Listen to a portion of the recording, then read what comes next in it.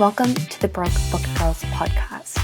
We're Anne and Bree, and this podcast is going to be your go-to destination for indie reads. We highlight incredible indie authors, explore new worlds, and introduce you to books that you won't find anywhere else. Tune in for your next read, a laugh, and a share in the joy of finding your home.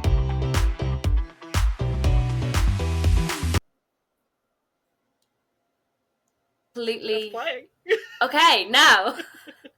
Mine still had two on the screen. I'll edit it out. It's fine.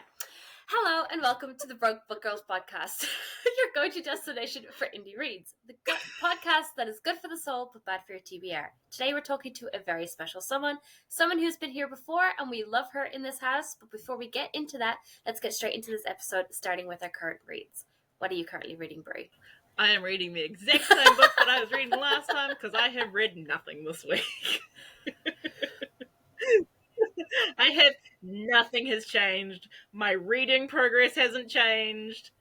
I'm still reading I Know There's an Ifrit in my Cosmic Cafe by Amber Holt.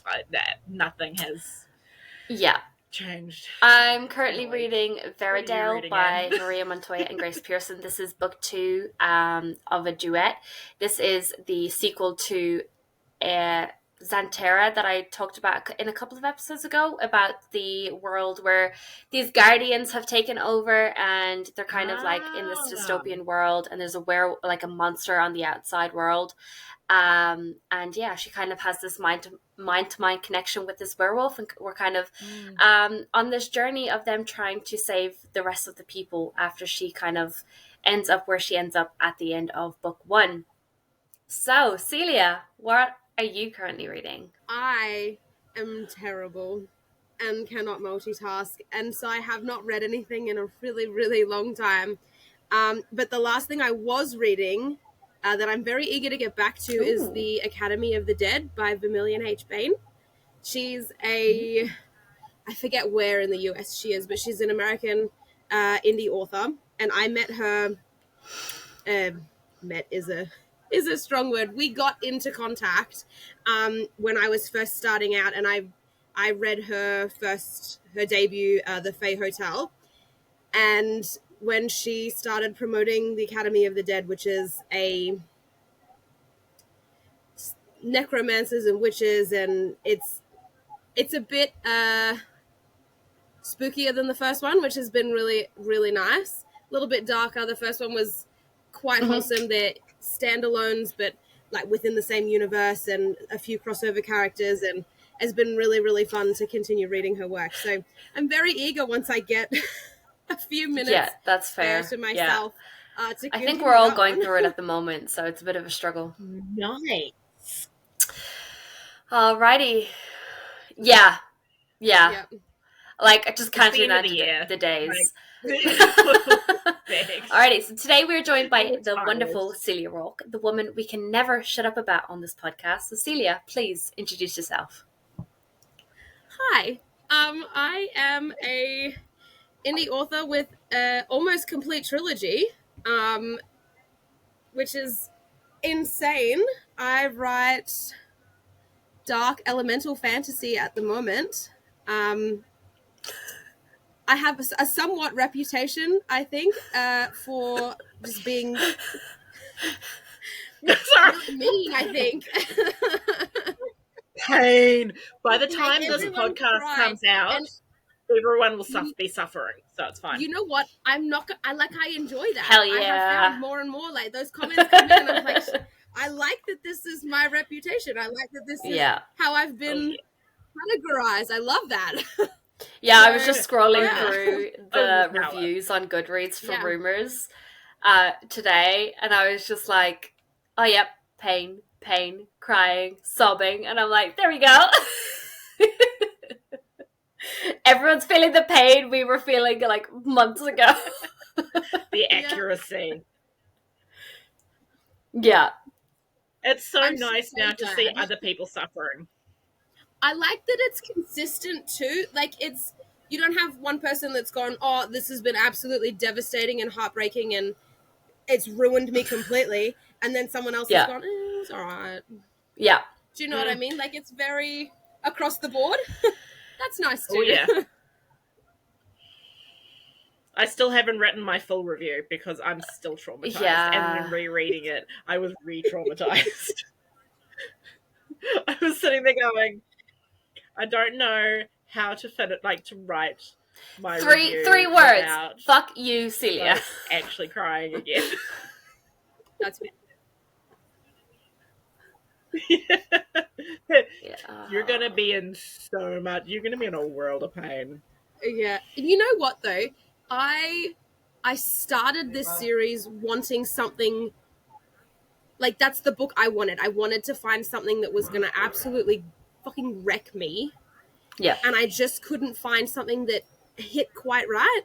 And I'm so pleased and so proud that the feedback I'm getting from this trilogy is exactly what I was hoping to create. It's very validating. You did, trust me, you did I can't remember the last time I actually sat and had a cry like that over a book. Like, movies, I have now made it my mission. I'm watching sad movies purposefully to, like, honest pain. Nice. So I now have a scale rating for Nice, sad okay. movies. Yep. And I think this fits also for books. So, Yeah. 1 is everything's fine. 2, I felt a pang. 3, this is sad. 4, my allergies might be playing up. 5, my allergies are definitely playing up. 6, where's the tissues? 7, I need a hug. 8, why can't I see? 9, why can't I breathe? And 10 is balls to the walls, pain and sobbing. So this book gets a 10. Because I was balls to the walls, sobbing. I couldn't breathe. I couldn't see. I was in pain. So you like that. This book, like book 3, Rumours gets like a 10. Yeah. Like Thank that's you. Fault in Our Stars level. Like I was balls to the walls with the Fault in Our Stars. This is like yeah. that I'll never level of forget. Like pain. like I was happy curled about up on the couch and I was like I'm so scrolling glad. on my phone, reading my little book, and then the thing happened that we'll get into, and I just burst into tears, like so loud that I traumatized my partner who was sitting beside me, and he was like, "Are you okay?" And I'm like, "No, I'm not okay." And then I was like trying to explain it and then getting more and more upset as I was explaining it, so I just had to like walk away for an hour. I remember sitting on my bed. I was sitting with my laptop. I had my blanket over me. I was sitting there, and then I was just like, wait, no, go back, scroll back. No, wait, no. And then, like, the visceral, like, emotions that came out, I was like, and that's when I sent you that, you bitch. And my favorite messages is, "What the fuck did you do?" Yes. Why So did you before do we get that? into Which we will more get into. spoilers for this episode, we're going to do our rapid fire questions. So you've done this before, Celia. You were the first person to do this on the podcast. We've got 60 seconds. We're going to ask you some random questions. First thing that pops into your mind, Bree's going to be asking the questions, and I'm going to be keeping time. We have a new record of 45 seconds. So let's see if we can beat that.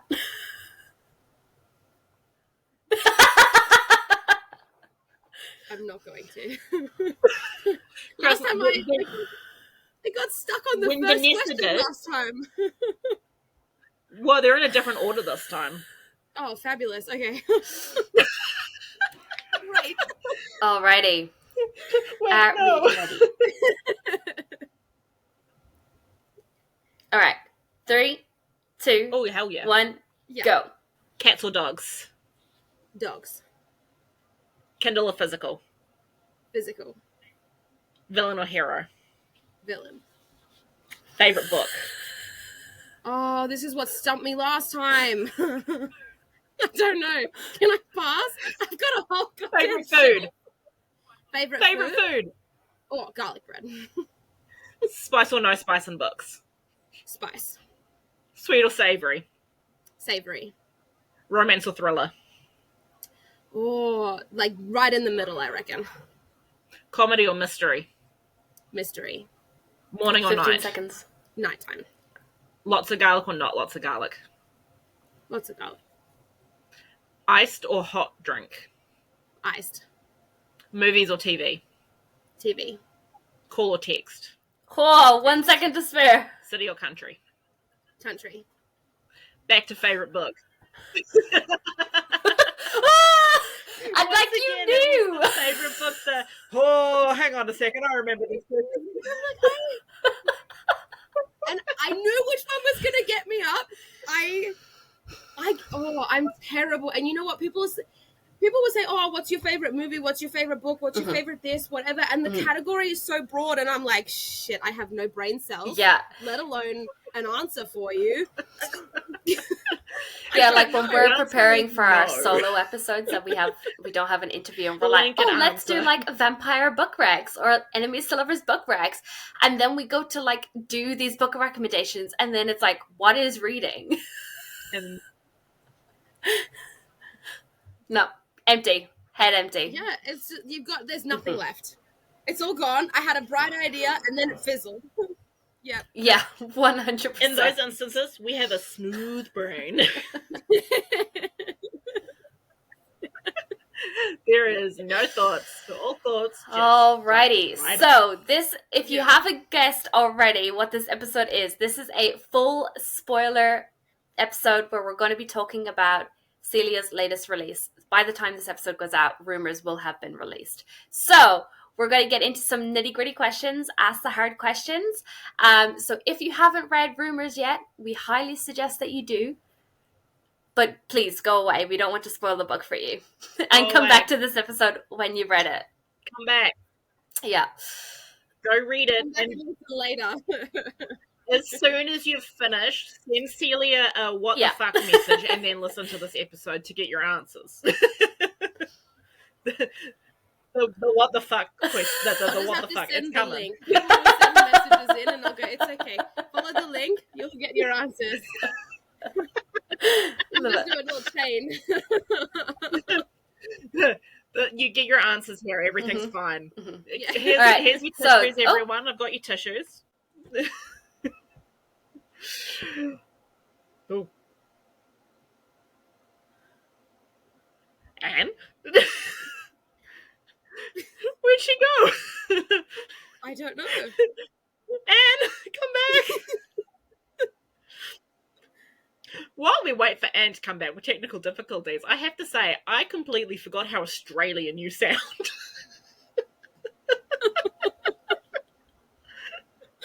I don't know if that's a good or bad thing.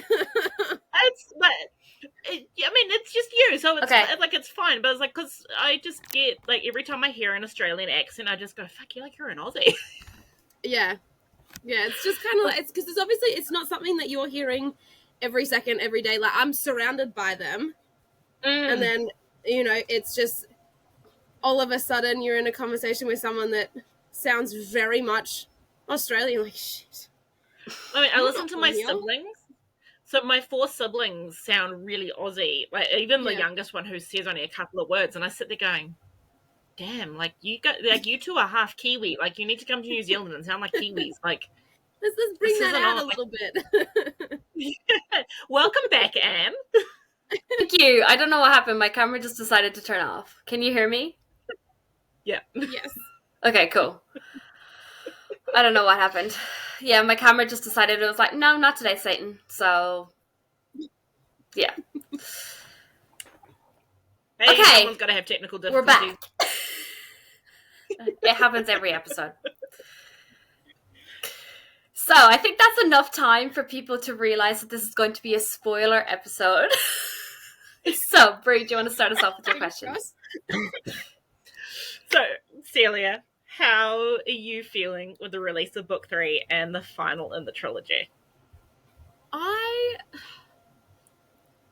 don't know. Like I feel calmer about it than I had anticipated I would.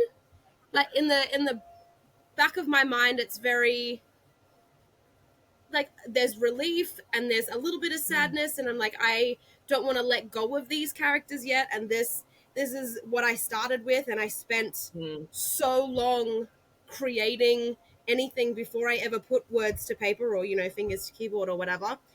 And it feels like it's taken such a while to get here, but also I feel like I started yesterday and all of a sudden it's done. And I don't really know how to feel, but it's almost tranquil in that it's complete. Does that make sense? Yeah. Yeah. It's like Yeah. it's a little bit bittersweet because Yeah. it's that feeling of this is your baby and now it's all grown up. Yeah. You blink and you miss it. And it wasn't that long ago Absolutely. that you released book 1, really. No, so book 1 It was released like last year? Yeah, June or July last year. Jeez, Louise, you've been busy. And then Yeah. book 2 came out in April this year. Sure. So I kind of just went ham on that one. Balls to the You wall. went full set. Yeah. Yeah. Far out. That's very bittersweet when you go. Your baby grew up very quickly. Very quickly. Yeah. Kind of just, I absolutely blinked and it was half over, and then I blinked again and now we're here and the release is in a week from now. And then it'll be done. Yeah. Which is wild. Yeah. And then you're like, fuck, now what do I write? Yeah. I have so many plans. I can't wait I'm to be so excited. traumatized every time. Yeah. I tried writing something like sweet and cozy and like not super devastating, and it just didn't work out to be that way, actually. And it's a novella, and it's like 10 chapters, and I'm like, shit. Well, Celia, my tissues are ready. My therapy bill will be on your desk. So fair. Honestly, it's so fair. I swear, Yeah. when I do go into therapy, they'll be asking me, so what's your biggest trauma? I'll be like, right, so there's this author. And they're going to sit there going, oh, you're one of those people. And I'll be like, yes. Yes. I am. We're all those people Thanks. here. We are. And it's great. 100%. Yeah. We love it, really. We do. But, So, yeah. what was the hardest scene to write?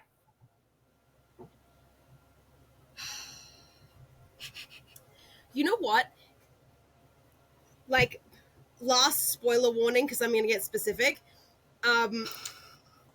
I forget what chapter it was exactly, but the funeral on the beach, that I had to stop and start so many times, and it felt not only really emotional to write, but really difficult to get the right words out. And I was like, I need this to be,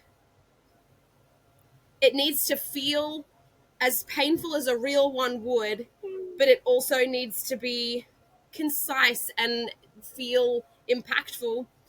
And there are so many words. And I sat here and I like scrapped the whole thing and I'd write it again, and then I'd go and write it a different time and compare notes, and that took me a while to do. And I also cried about 3 times through it. So we're all in the same very, very tearful boat.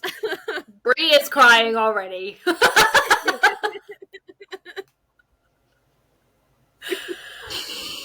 Stop it. Hey, here's the thing. I haven't cried this weekend yet, so it's fine. We're just time. here. Therapy. So fun. Let's be honest, when we're done with this interview, I'm going to go and watch a sad movie to be able to get it all out again. That's so fair. Yeah. I used to do that with music. A lot. I'd be like in a weird kind of mood where I'd have all these feelings and I wasn't quite sure how to get them out. And so I'd put really sad songs on, and then it'd just flow, and I was like, all right, cool. And so I promise you there were a lot of sad songs playing while I was writing this book. There were a lot, and I was like, I need to completely get in the zone. So you need to release the playlist. Yes. Please. Because I think people, I don't know, like with some books for me, I find having a playlist that goes along with it really helps with, when I'm reading it. Yep. And I mean, to be fair, you can feel the emotion that you put into this book anyway. But if you get the music going with it, it's really going to be like a gut punch. I have It I have a already is, but playlist even that I more was so. there's a playlist I was listening to for most of the conception, but also some of the more literal creation of shades, that I just would continue listening to throughout Dreams and Rumors, excuse me, on and off, that I can Mhm. absolutely send you the link for. That was Please. that one's less emotional and more just inspirational, half. Yeah. You know, a little bit more emotion provoking rather than traditionally emotional, which doesn't Yeah. sound like different things. So that might be. Anyway, I'll send you the link. Please. Yes. Sorry, Yeah. please excuse Perfect. me. I'm just moving my fan so that way it's actually Doing something. it's really hot.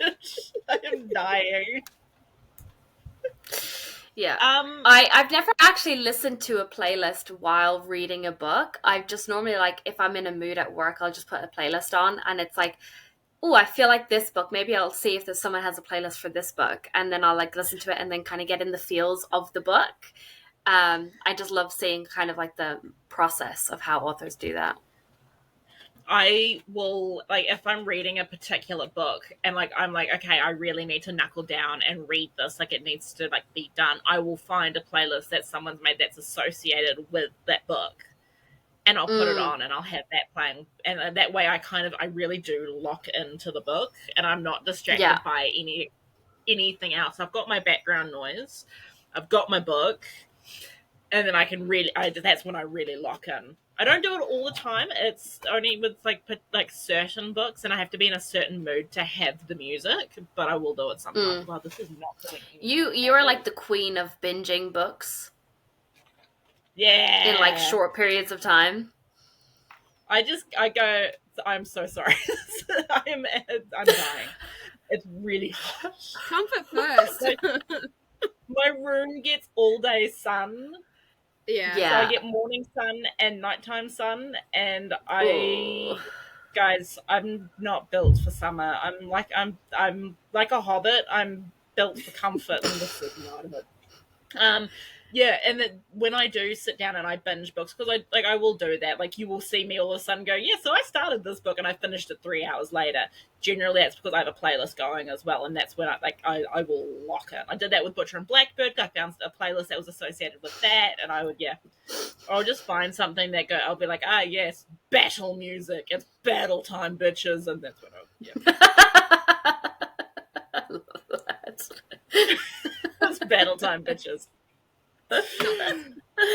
I thrive on chaos and magic. Celia, Yes. how dare you? That's the question. That's There's a literally, it valid just says, question. my question literally says now, how dare you? Yeah. Yeah. How dare you do what you Why? did? Why? Why? She's lost. She's like, I don't know. Like good question. You know what? I think there's something really beautiful about having a creature that is supposed to live over and over and over again, end up destined to not. There's just something really heartbreakingly beautiful about, you go over and over and over and over and you die and you come back and you die and you come back, and it's essentially a form of immortality, just probably a lot more frustrating. And then in the end, it doesn't work out that way. You don't have forever. It just leaves a really heavy sense of importance on the before that point. Mm. It just, Yeah. I don't know, it was And hard. it was really reading it. It kind of like, makes you kind of appreciate that, even those who are supposed to live forever can't. And I Yeah. mean, it was nice to see that be done in the way that it was done because most of the time, they persevere. They don't die. Like, it's, yeah, and they don't die, like, but to actually have something and the fact that it hurts so much because you're like, this dude Yeah. is supposed to live forever. Like, he dies, he comes back, he dies, he comes back. Yeah. And then the shock of, hey, actually, yeah, this is one's permanent. not that way. And it was such a beautiful reason why, like it happened for love. Like he made that sacrifice, so it made it more beautiful at the same time as like absolutely devastating. And like he knew she's going to like really fucking hate this. This is going to destroy her, but she has a group of people around her. She also has the love of her life as well, her other love of her life, to help her through this. So I think it was such a bittersweet thing. It was like, and hey, like you did tell us it was going to happen. You did, and that was like, I think that was the thing. Like, you see it happen, and then you see it happen. Yeah, like it's a thing, and then living through it, two separate things. Yeah. Oh yeah. Yeah, and you're like in the back of your mind, you're like, no, this isn't how these books end. Like they always like somehow they end up coming back to life, and everything is like the prophecy ends up. That was another reason I wanted to do it, because I'm so. And look, I will admit my repertoire of recent reads is small, but before I started this, it was just everything seemed to be filled with they make it in the end and everything's okay and you can have a happy ending without it being entirely happy. And I was getting so frustrated that everyone was just getting to the end of the book and all the problems were magically fixed. I can't stand plot armor. It was just like there's something raw that's missing. And I was so frustrated by it. I was like, no, fuck it. Everyone's gonna die. Everyone was supposed to. I will be honest. Yeah. Everyone was supposed, like, we were gonna have two characters left over at the end and be like, shit, what the fuck do we do now? Clara was gonna cock it. Everyone was gonna go. I remember that in the group chat. Before you started Rumours, you messaged the street team chat and were like, okay, which direction do we want this to go? Do we want it to be fully devastating where we get no happy ending? Do we want it like happy ending? Do we want it bittersweet? And all of us are like, we want you to destroy us, but also have some spark of happiness and hope at the end. Please. And I tried so hard to keep just a little bit of happy ending in and amongst this devastating end. I was like, half the time I sat there going, I don't know what I'm doing now. Shit. I would actually love to read something that you write when there is no happy ending. Everyone dies. Give me. It'll happen. I can't wait. Doubt. It's gonna suck. You're gonna get another you bitch like me sobbing my eyes out video. But it's gonna be. It's so nice to read because we're so used to seeing like these books. Everyone gets a happily ever after. It's always summarized at the end, like summed up at the end of it. Everyone's happy. Some people maybe a little bit less, but everyone's alive. And to actually be faced with, it's like a little bit of that reality that not everyone is going to be alive. Not everyone is going to have a happily ever after. That's just not how it works. So to see a little tying that reality in is half of what makes it feel more intense. Yeah. Because it comes from the real world. Like there is not a single thing in the entire trilogy that comes from the real world. That is an entirely made up world, made up the whole lot. But all of a sudden there's this very real scenario where not everyone's going to make it out of a traumatic experience. It's just, it's not how the real world works. And to mesh it like that was, you know what? It was actually nice to do. It was nice to tie those things together. I enjoyed it. Yeah. We can tell. Yeah. Yeah. We know. The only reason I didn't have everyone, like, snuff out was so that way I had an option to come back later on. Being the first thing to put out into the world, I was like, you know what? Yeah. I don't want to close this off completely just yet. I want to leave it a little bit open, and I have a few plans to come back to it. So the world is not completely over. But I couldn't have done that if everybody died. So True. Yeah. Yeah, so there is a hope of you coming back to this world and doing like other books in this world. Obviously, not following the same characters, probably, but we will definitely come back to this world, and there will be, you know, continuations with these characters. I don't think we'll necessarily get another Clara POV. I think we'll move on She's from a break. that. But yeah, poor thing's yeah, her been through story's it. been told. Yeah, she deserves to relax. She needs a rest. So just I don't like think I'm coming gonna off give her of, any relaxation, but she'll be fine. Just on that, you said, and you almost went down the route of like only 2 characters surviving. Who would have those 2 been? so one of them was Jude. Nice. He was always gonna. I mean, look, I tiptoed around the idea of him not surviving for a little bit, but that was after Clara was in fact gonna make it. So the original, who's like the 2 people left, it was going to be Jude and Isabel. Interesting. And we were gonna have a really, really, really painful epilogue in her POV. Yeah. Oh. Yeah. Hey, so for Christmas, can I request that epilogue?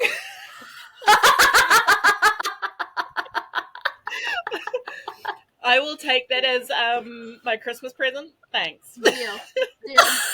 I'll get typing. I'll write it up, and I'll send it to you. Just and I'll be like, and as a Christmas present, as return, we'll give you our tears. Yeah, I think that's a fair deal. Yeah. Decorative. I want put it on a necklace. Yeah. So these are my little jars. So this is Bree's tears, and this is Anne's tears. I would love to read that emotion, like that. All of that. That would have been such raw emotion, and it was heavy. Like, yeah. I want that. I mean, I just want to suffer, but yeah. Don't we all at some point? That's what started this whole thing. Yeah, gonna suffer, but gonna be happy about it. Yeah, pretty much. Why did you think it was important to add new POVs to Rumours? I just felt like there were important things for other characters and from other characters for Clara that we wouldn't necessarily have been able to see if we stuck with just, you know, her and Beau and Isabel. I wanted to branch out a little bit. And I will admit, we mostly got Evian's POV to get to Eveline. And I am hoping to, at some point, get some more of her POVs written up, because she's one of my favorites. I love her so much. There is so much to her that I would love to share with everyone. And so that was a little bit of the reason for her POV coming in. And Evian was sort of a stepping stone to get to her. But also I just really liked how their connection grew. I liked that a lot. And I was like, I can't tell that from Clara's POV. That's not going to happen. No. No. Yeah, because half the time they weren't even together. Like, yeah. I really liked his plot line as well, and like the breakup, and then him like moving on and finding himself and realizing that the person that he was with isn't the person that he is supposed to be with, and the end for him. So I'd really love a story of that. Yeah, that'd be really good. And the growth and the he goes from like a man boy to like a man. Yeah. He's like, I just remember all of my feelings reading his storyline. I remember all the notes I got. It was so back and forth. It was, how dare he? Don't touch him. I hope he hurts. Don't lift not a hair on his head. I was chopping. I was like, wait, no, Celia, oh, wait, hang on. No, he needs to suffer a little bit. Don't hurt him too much. Not too bad. Just a smidge. Just Midge. I was just like back and forth with myself. I was just like, I don't know how to feel right now. Like, should I be happy? Should I be sad? Should I be mad? Everything. And that was how I felt writing the whole thing. Like where is the balance of, there needs to be some suffering for this, but also, like, what, there are certain things you can't really control. You can't control, and like in this universe particularly, the tether bonds are something that's created before you. You know, it's not something that you have a say over. It's not something that you have to pursue, but it's something that you 9 times out of 10 gonna want to.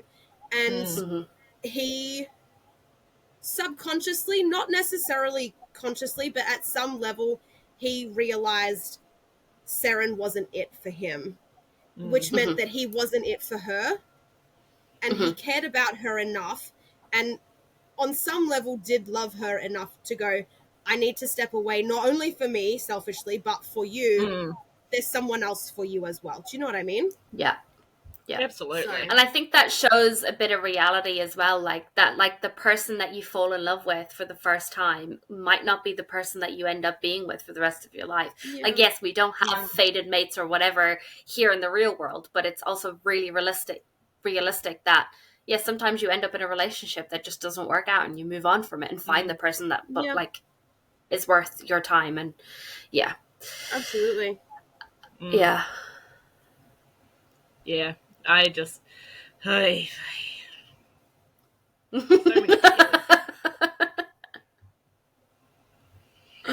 Yeah. Jesus Christ. So many. Yeah. All right, woman. Did Rumours go in the direction you thought it was going to go? Like, yes and no. So, to start with, it was going to be the end. Like, bomb dropped, the world is in ruins, there is no coming back from any of this. There's nothing salvageable here. And then, you know, I tiptoed around a few different ideas, and what if we kept them, and what if we did this, and what if this happened for these characters, and, you know, danced around in a few circles. And for a little while, I just wrote without a plan and kind of figured out where I ended up, because for Shades and Dreams, I like plotted within an inch of my life. Okay, there were dot points upon dot points.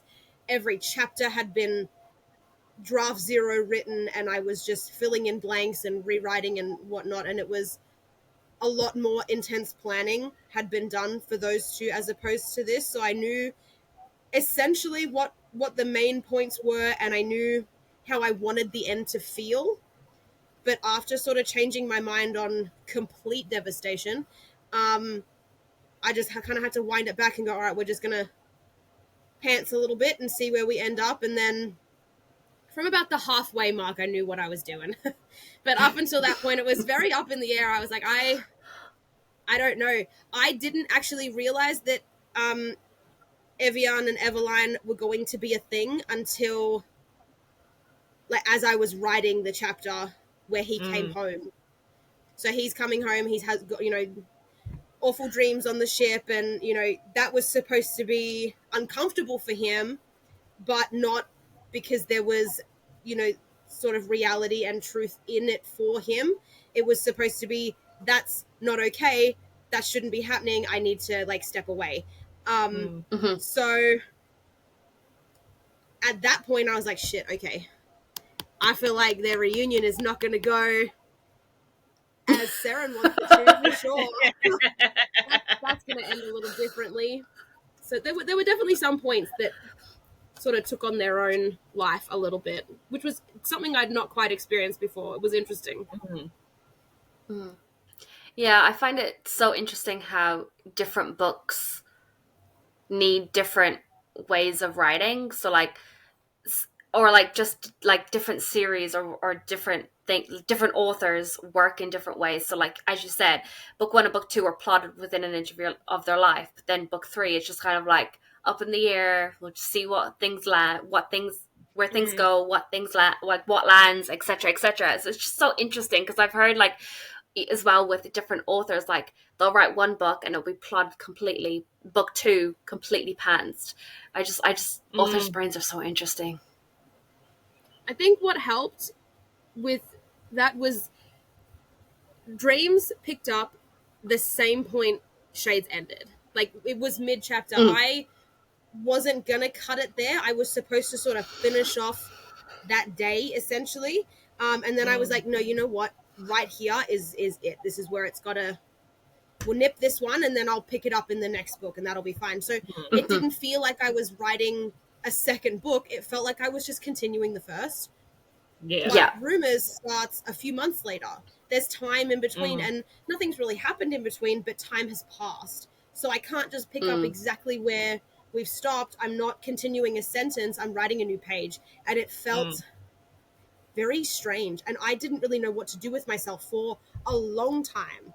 I didn't write for weeks because I was like, I just don't know what I'm supposed to do now. I don't know where I'm supposed to start. I don't know what words I'm supposed to use. Zero thoughts. And so it took me a long time to sort of get back into the groove and know what I was doing. The pants thing was something that was necessary for this one. Otherwise, it just wasn't going to get written. Yeah, it's just like get something on the page and then just go from there. Yeah, because once it's kind of like that later. Momentum.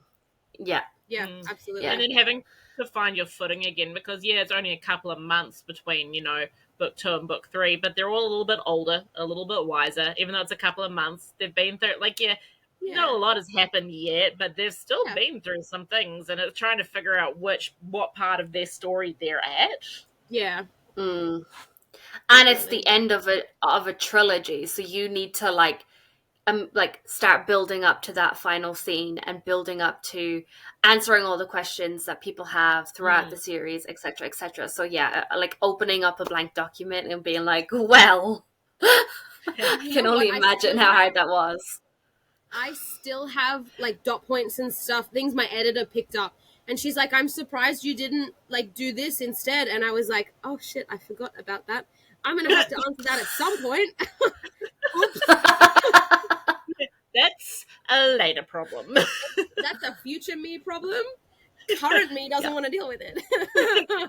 Current Celia says no. Yeah, pretty much.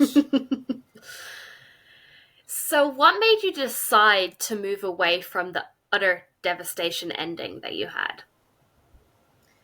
I think it was 2 parts. So it was mostly that I wanted to still have a bit of a tie-in to be able to come back in the future if I, maybe a novella or tie-in characters in crossover worlds or whatever it may be. I wanted an opening to be able to sort of tie back to these characters, bring Clara in a little bit, maybe just in passing, but I didn't want to shoot myself in the foot and not have that option. So there was that.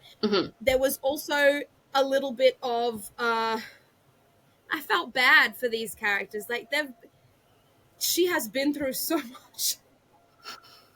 Poor girl's been through the ringer, and she deserved just like a little bit at the end, just something.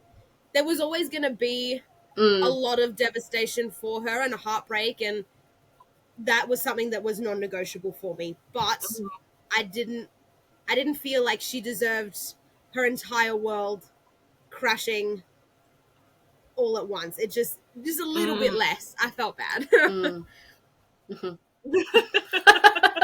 Just like let's do a little bit of a pivot. She's been through too much. She's got too much trauma already. Let me give her a break. We'll still destroy her, but in a different way. Yeah. She'll be. And you know what? It's like you said, she needs some support left over. Leave her with something. Well, building from that then, Was Bo? This is, guys, big spoiler. Was he always Big supposed to die? spoilers. Huge spoiler. Was he always meant to die? Was that planned from book 1, or did that become more apparent in book 2? Like, was that always a set in stone that it was going to be him?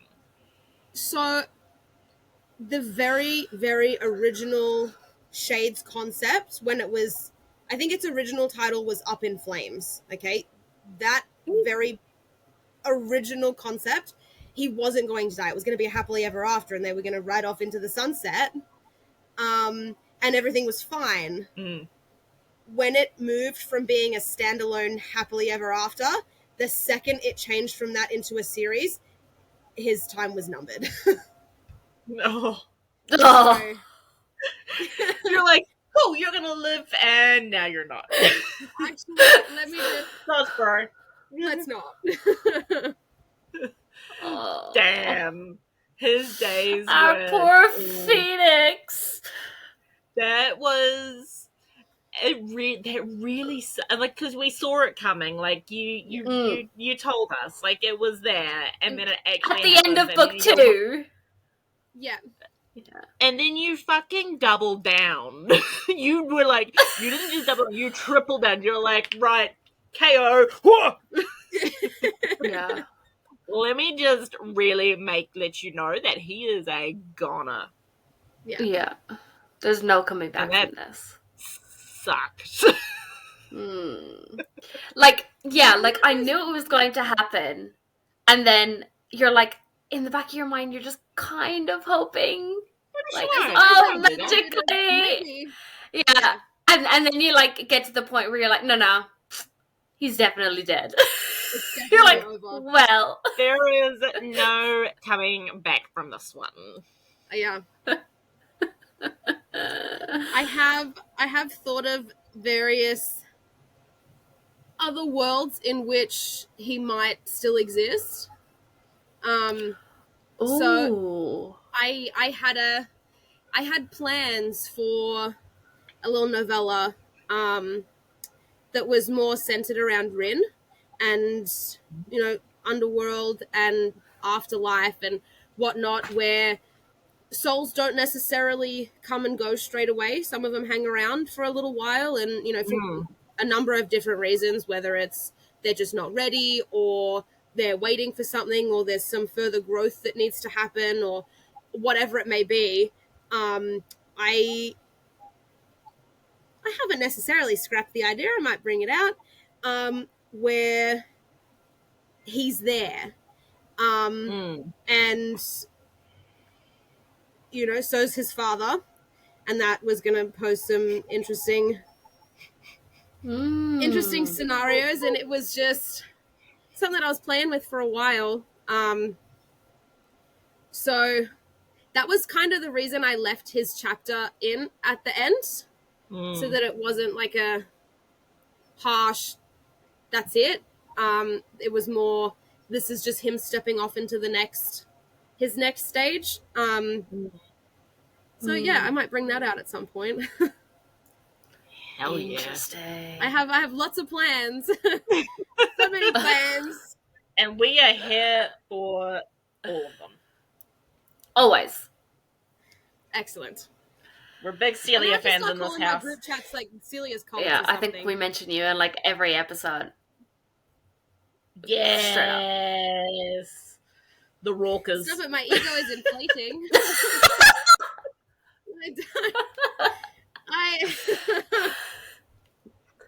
I stand by what I said. Yeah, what's your favorite quote from Rumours?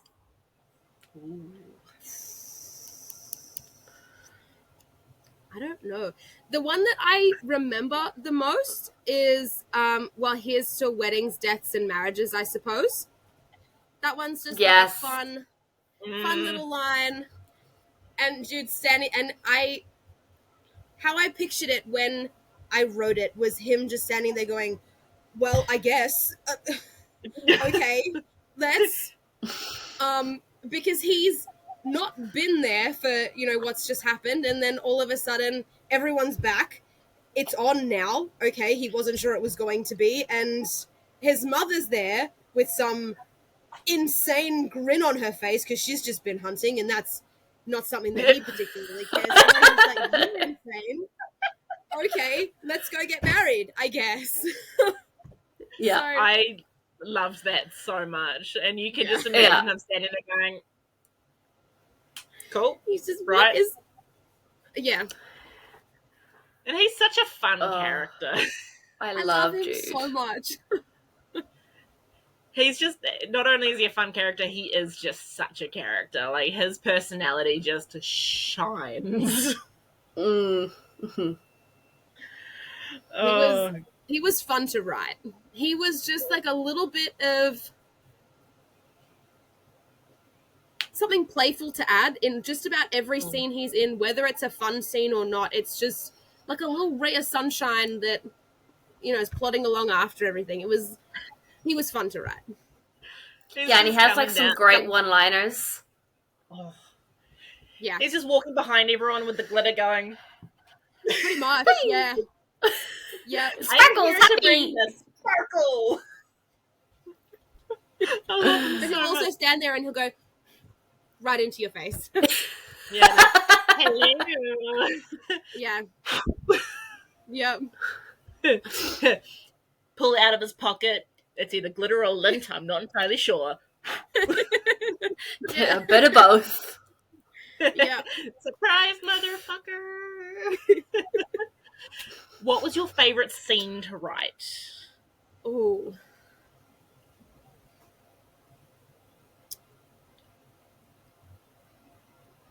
There are a few, actually. So, one of them was Clara and Isabel are dancing at one of the balls. And there is a character that comes up, and she's just... I don't like her very much. She is destined to die before she got written onto the page, okay? That was a... I remember reading this. Yeah. I went out one night with a bunch of friends, and there was just this one woman there, and she was so rude and awful to be around, and she was nasty for no reason. And I was like, you know what? Fuck you. Physical abuse is wrong, and I might get in trouble for that, but I got other options, and I have been waiting to write that scene. I was waiting. Oh my Oh, I'm just gonna That's write you some in my book and kill you stress relief, instead. that was that's the entire reason that scene exists, was for me to deal with it. Okay, so that was one of them. And honestly, I also have to say,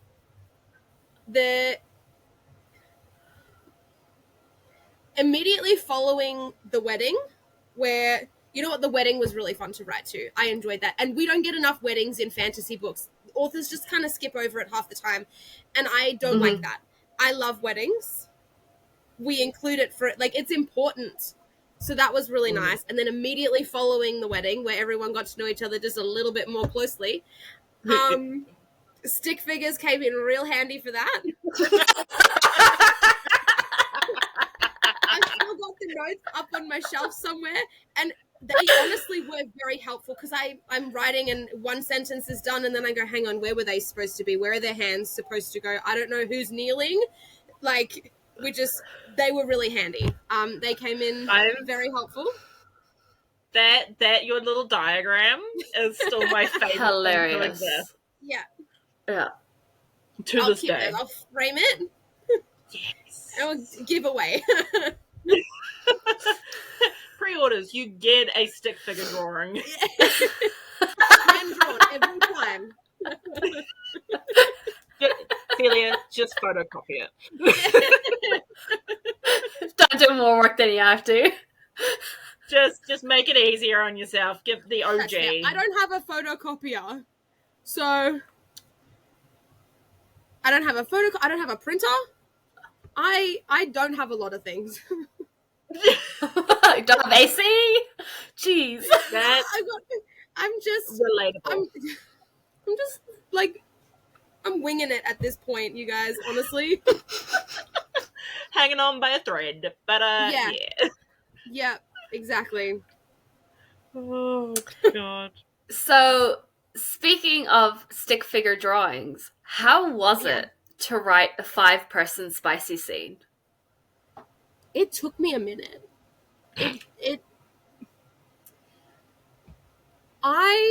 From when I started writing Shades, writing any of the spicy scenes, you know how a lot of the time you'll read a spicy scene in a female's POV and it's very feelings oriented, it's very feelings based, and she's experiencing things along, like, internally as well as, yeah, internally, I guess, but like I'm just gonna crash out real quick.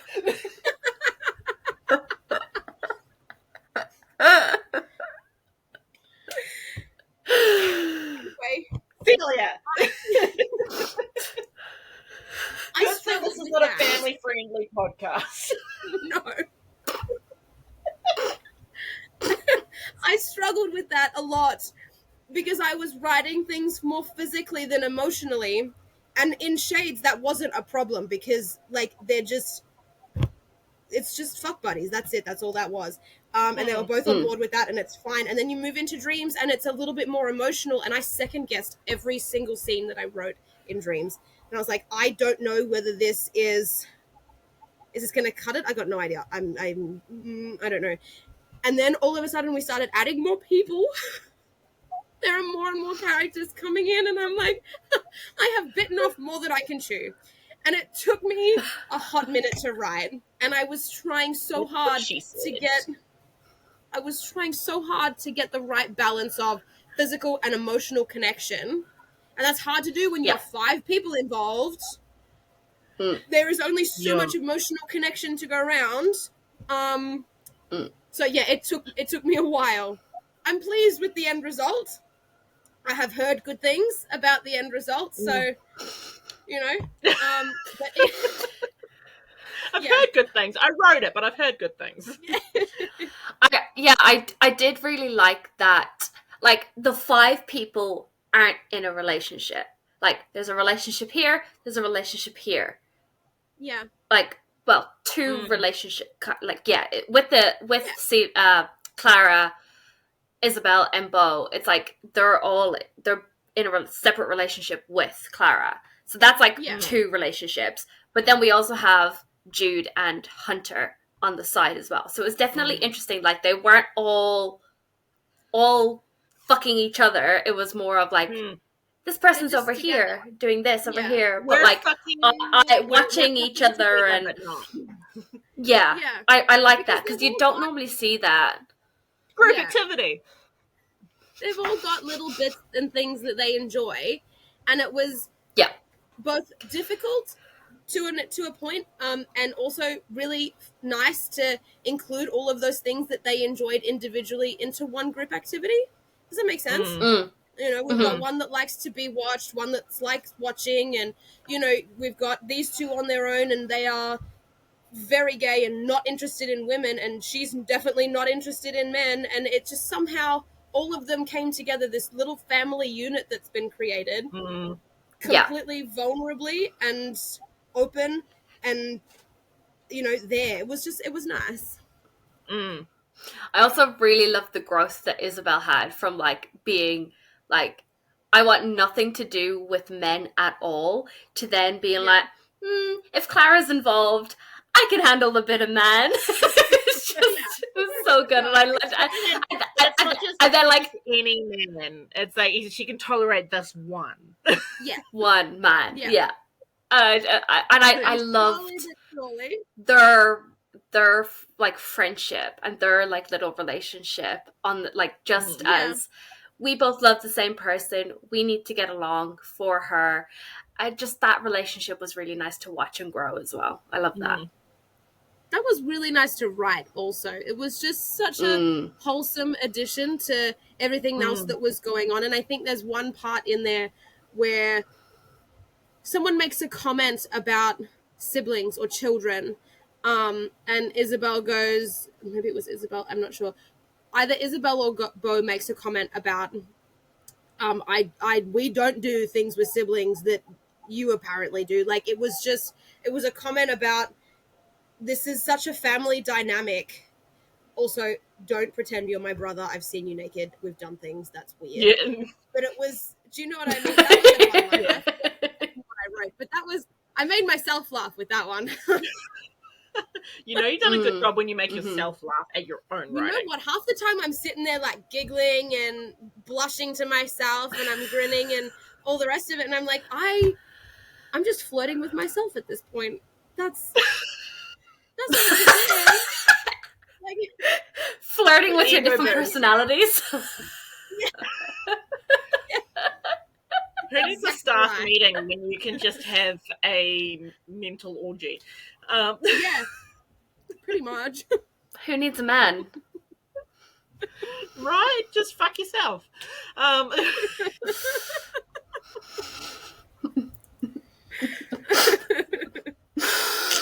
That's what she said. I just need to not say things.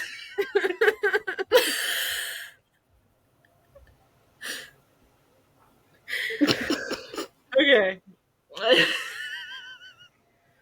Nice, that's what she said joke, by the way. What are you most looking forward to people reading in this book?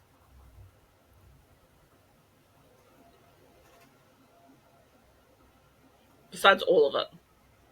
I don't know.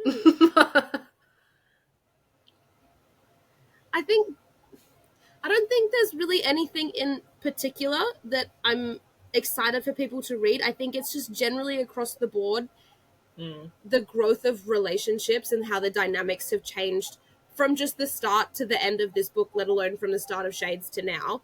It's just, I'm keen for people to see and to experience the change in Clara's life specifically, but also the lives around her that then impact her as well. And there's a lot of love that happens in this book, and I love that so much. And I'm keen for people to see that too.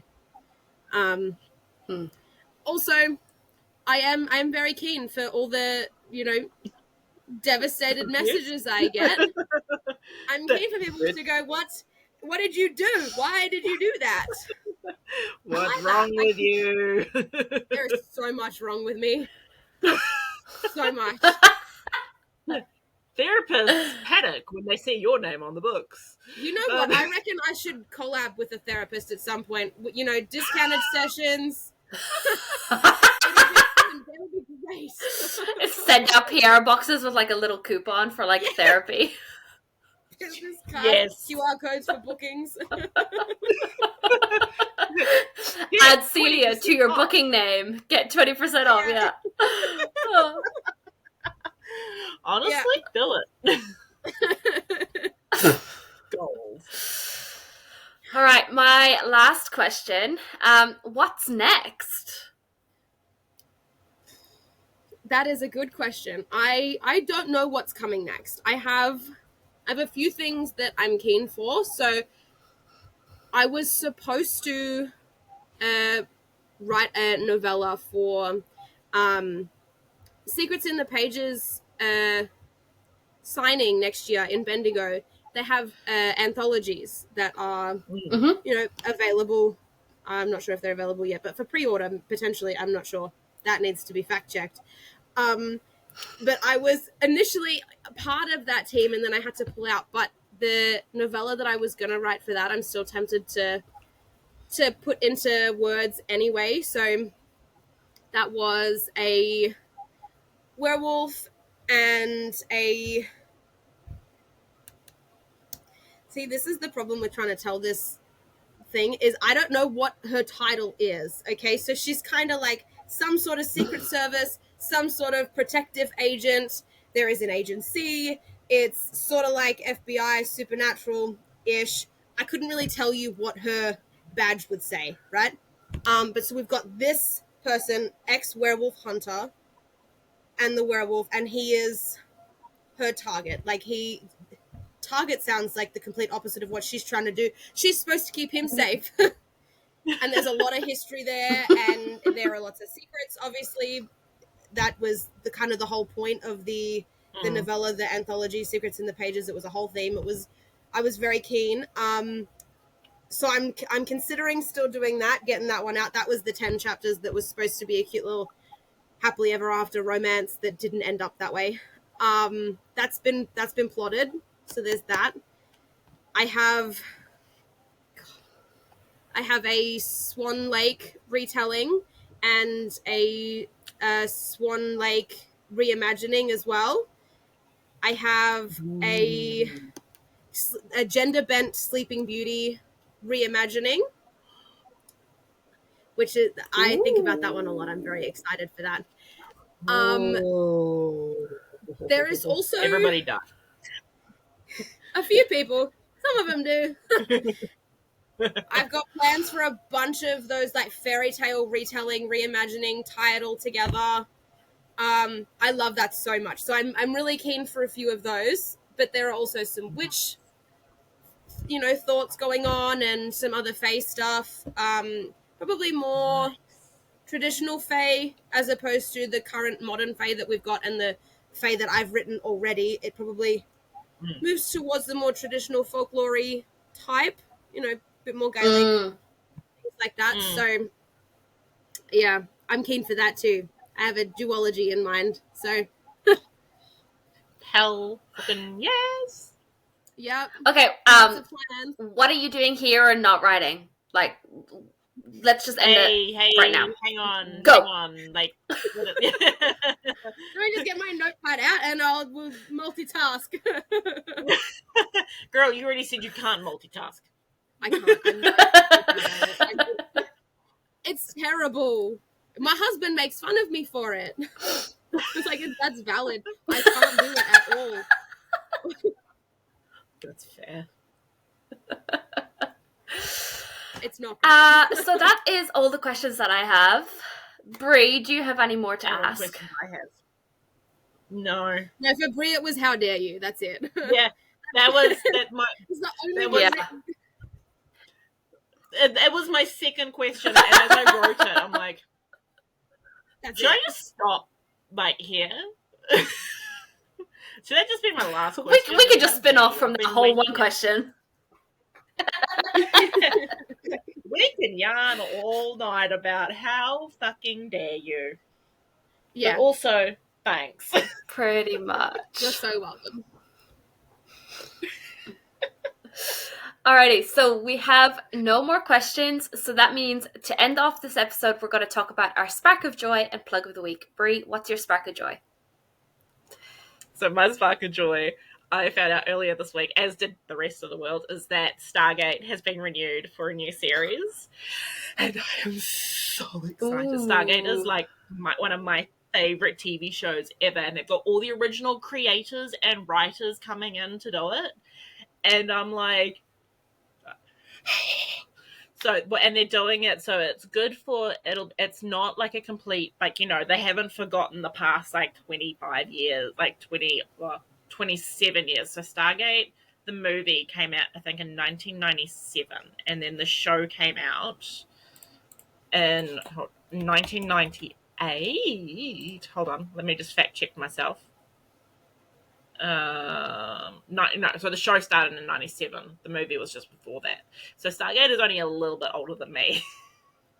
So the fact that I get to live in this day and age where we get new Stargate and it's a continuation, so it's a new series within a pre-existing world, I'm so excited. Because I need more. You are so excited. I messaged my friend. I was like, dude, I've just gotten him hooked onto Stargate as well, and I messaged him and I'm like, there's new Stargate coming, so we need to get you fully watched. And so he came over last night, we watched some more Stargate because I've got him hooked, and I'm just sitting there going, this is a shit episode. This is a great episode. I don't like this episode. I mean, it's a good episode, but so we sat there doing that, and it was this show is it's my childhood, it's my teenagehood, it's my adulthood. So I love how your whole life. This. It's beautiful. been there my entire life, and it's like with Gilmore Girls. So getting to actually sit now, I get to watch a new I get to watch it with new I get to watch a new series that they've been sitting on this for 18 months, and they're only telling us Oh, they now. have. They haven't told us anything else. Amazon having greenlit this because they have the rights with MGM now, and I'm like, yes, this is the correct use of your power.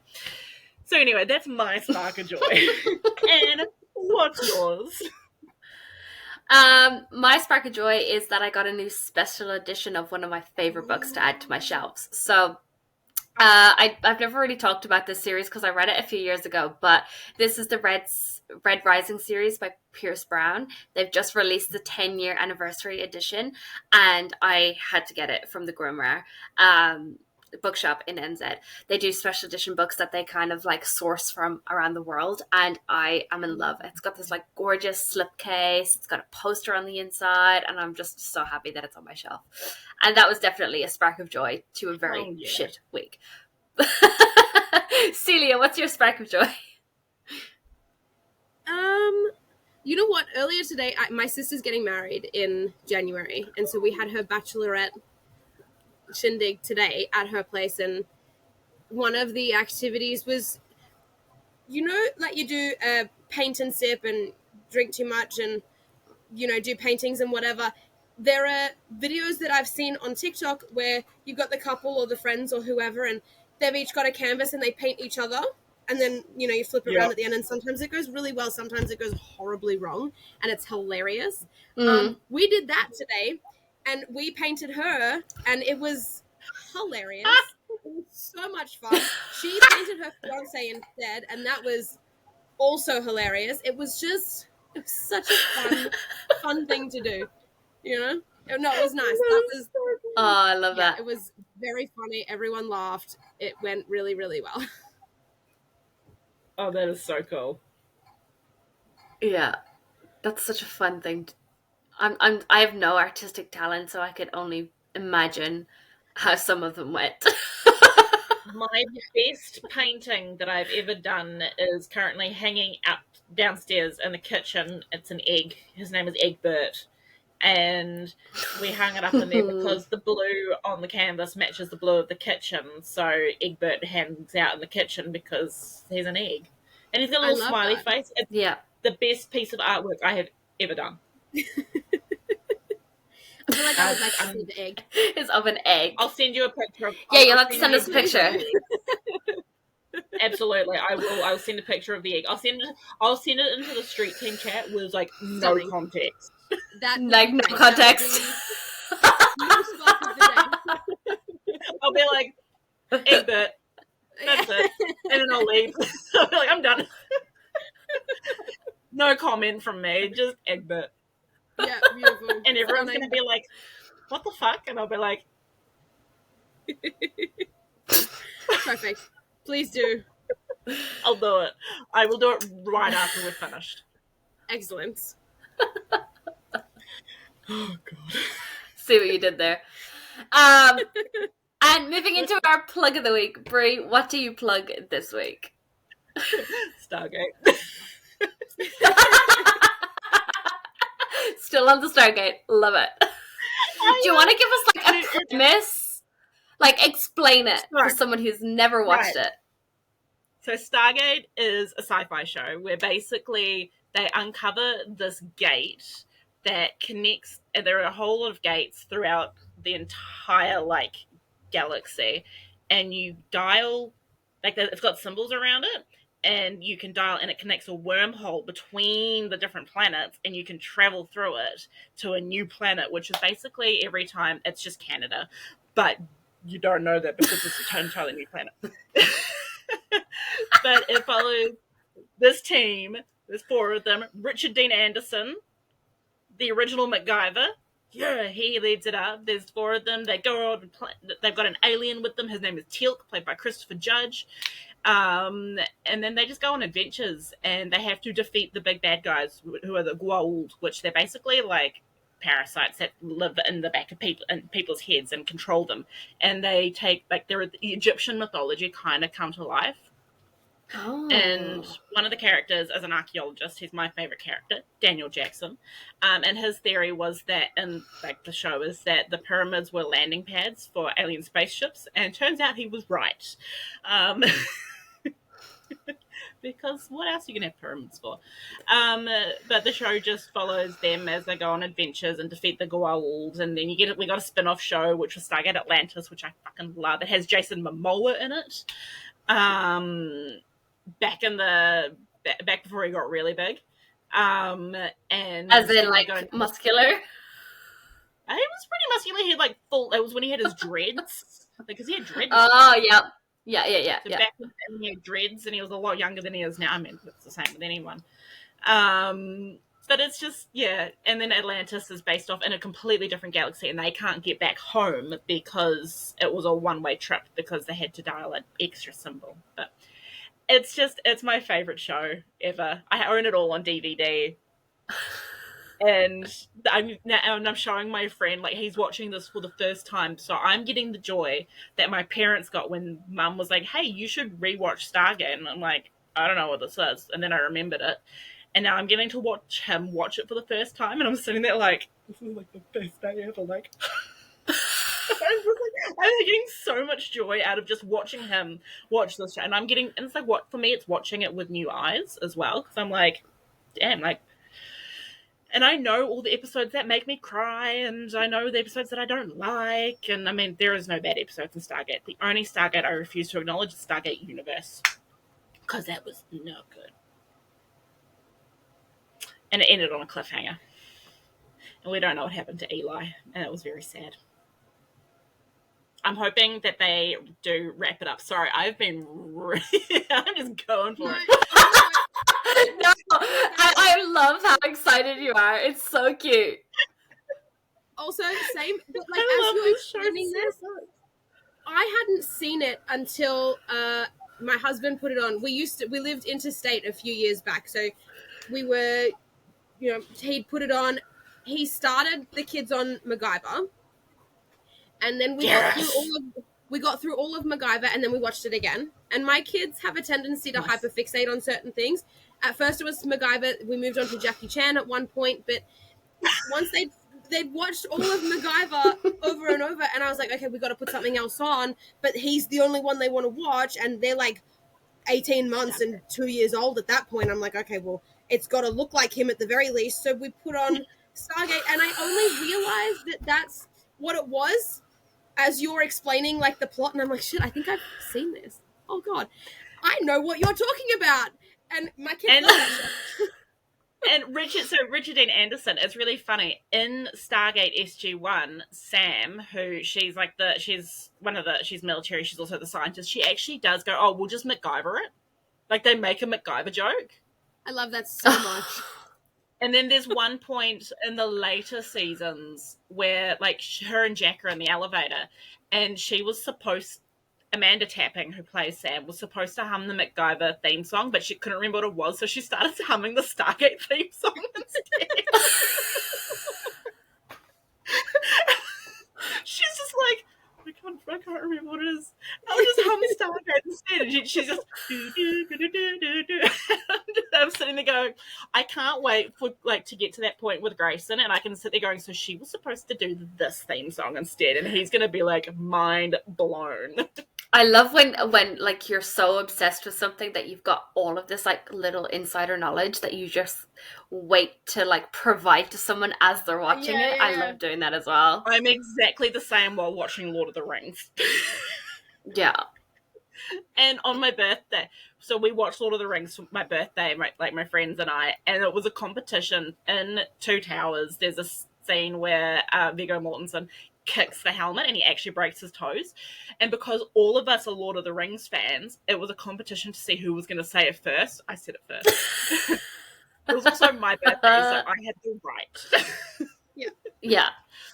Like, how dare they even try and, like, say it when it's your birthday? Anyway, stand a chance. No. Anyway, so that's my plug of the week is Stargate. You should all check it out. You should all get ready, because the new series is going to be perfect for old fans. Like, they've said it's going to be perfect. It's going to have the nostalgia, but it's going to be built for like to bring in new people, like to bring in new fans to it. So I just can't wait to see. So my plug is Stargate. Watch SG1. There are some questionable things that happen, but you sit there going, "This would not fly like in this day. Like you would not do that now." But I mean, it's back. It's back at late '90s, early 2000s, where things were very different. But it's still one of my favorite shows by far. And what's your plug of the week? Before I keep talking about Stargate. My plug of the week is going to be short and sweet. It's fruit burst lollies. We've been trying to eat healthy and like lose some weight and stuff. So I'm a fiend for like jellies and like lollies and all that kind of stuff. So if we've got these like bags of like little individual lollies that I can just like have 2 of in the evening when I'm looking for something sweet, it just really helps, because then I'm not eating a whole bag of something, because I hide them in the cupboard and I like purposely take out like 2 of them and then go sit down, and then I'm completely lazy to get back up and get more. So I'm going to suggest that. Specifically. I love the the berry ones. Yeah, I'm a fiend for food, like chips, chocolate, lollies. It's not great. Crackers. I've got cake in my also fridge plugged from the Bachelorette. Yeah, and that's not going to last the night. Nice. What flavor? What flavor cake? Vanilla sponge with vanilla buttercream, and the buttercream is just so velvety, and the sponge is so soft. Like, I would have taken her whole cake home with me if I could, but that would have been inappropriate. So I left her some. Nice. Nice. Celia, what's your plug of the week? I am going to plug the signing that I'm going to be at next September, Secrets in the Pages. I mentioned it earlier. It's going to be in Bendigo, which is my town. This is local for me, which is even more exciting. It'll be my first one. I am like a little bit shit scared and super duper excited. It's going to be great. So tickets are actually already on sale. All the VIP tickets sold out, which is nice, insane. Yeah. So your like standard tickets are still available. It is on the 19th of September next year. I just had to check I don't know if you can't see that. It's fine. No, not very well. Hey, Anne. Check it out. Hey, Anne, do you wanna go on a trip? I could be down. September next year, Australia. Seeing as you're not coming to Ages of Pages anymore. I know. I was devastated. I put in like all the expression of interest and stuff, and then I got emails back saying, all good to go. And then I found out that I was pregnant, and I'm like, it's like there is no chance that I'm getting on a plane to go on an international flight that far Absolutely into the game.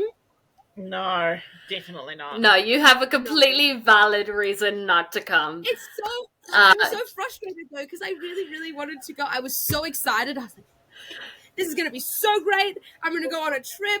I'm going to see all these people. It's going to be so much fun. And now I'm not. Hey, there's always 2027. Exactly. Hey, you're completing a bodybuilding program. Like, that's kind of more important right now. I love that so much. That is a great way to phrase it. And I hadn't done that up until, like, the next time I mentioned that I'm doing a thing. So that's how I'm going to phrase it from now on. That's great. I like that. I said that, I told my friend that, and she told her midwife, and her midwife was like, damn, that's funny. That's funny. I like that. Yeah. But no, there will definitely be... Definitely 2027. Even when I emailed and I was like, look, I'm so sorry. I have to pull out. It's not going to, but I would love to be there the following year. Please and thank you. And they were like, we can't wait. So 2027. Right. Yeah, that'll definitely be a thing that I do my utmost to organize for 2027. But for now, come on down to Bendigo. There is not a lot to do, but there's a lot to look at. So... Hey, I'm going to be in Australia. I'm going to be in Melbourne, and like this time next month, I'm going to be in Melbourne. So if I need an escape, I might just be like, hey, I'm going to come see you. Hello. I'm spending. I'm spending a week with my siblings and my Aussie family. But pre-Christmas, I'm having early Christmas with them, and my siblings are very excited. But I'm gonna be like, hey, I need to escape. I'm just gonna See ya, help. Send SOS, rescue. Where are you? I don't know. That doesn't help me. I'm geographically challenged. Me too. I made it to Melbourne. That's all that matters, right? Yeah. I got on my plane. Yeah. I somehow left the airport. Look, as long as I get picked up, I don't care by who it is at this point. As long as someone's there to pick me up at the airport, I will just, if someone goes, hey, you're coming home with me, I'll be like, sure. Yeah. Okay. Fair enough. See a name on a piece of paper. That one's mine. I'll take it. No, we're like, but this isn't, I don't care. Just get me out of here.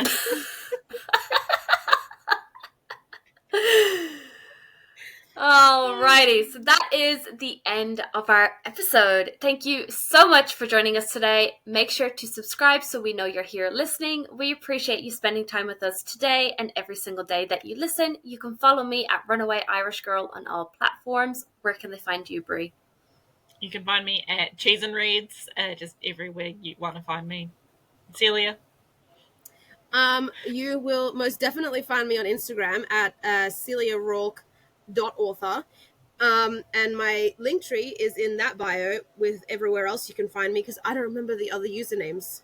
But I also don't use anything else very much. It's usually just Instagram. Fair enough. So that's your best bet. We'll make sure to link everything down below too. You can find my books at Chapters, Chapter Book and Tea Shop I'm doing a That's where I got mine. Yep. Well, book one coming to you shortly. I would say I have book one out, but we're in the process of moving, and book one is now in a box. Mine are looking at me right up there. I wish mine are in boxes. All of my entire book. I had it so nicely set up, color coordinated and whatnot, because I'm just a little bit psychotic. And everything had to be put away because we're doing a bunch of renos. So, safety first. Books got put away, but yeah, eventually they'll come back out. I look forward to when I'm in the new place, bringing out my books and I'm going to go, yes, you're home. Everything's fine. Yeah. It's just so weird. Like, my glow-in-the-dark stars are gone. My Funko Pops are gone. Like, all my artwork that was on the wall from, like, Athena and Janessa and, like, everything is gone. And my room doesn't feel like my room anymore. Like, feels a little empty now. Where's my stars? Yeah. What am I supposed to stare at when I can't sleep? My eyelids? That's boring. I don't know what I'm supposed to do now. I have to sit there and go, yes, these are the inside of my eyelids. Hey, I've got a vivid imagination. I'll just pretend I'm watching Stargate. That's a great idea. Just imagine glowing stars behind your eyelids. That might work, actually. See, I am a genius sometimes.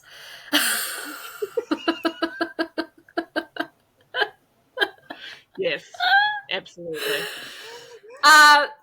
And make sure to follow us on our Instagram and TikTok at the Broke Book Girls Pod. Make sure to subscribe or follow on your listener of choice and check back in every Wednesday for a brand new episode at 10 a.m. Goodbye. Bye.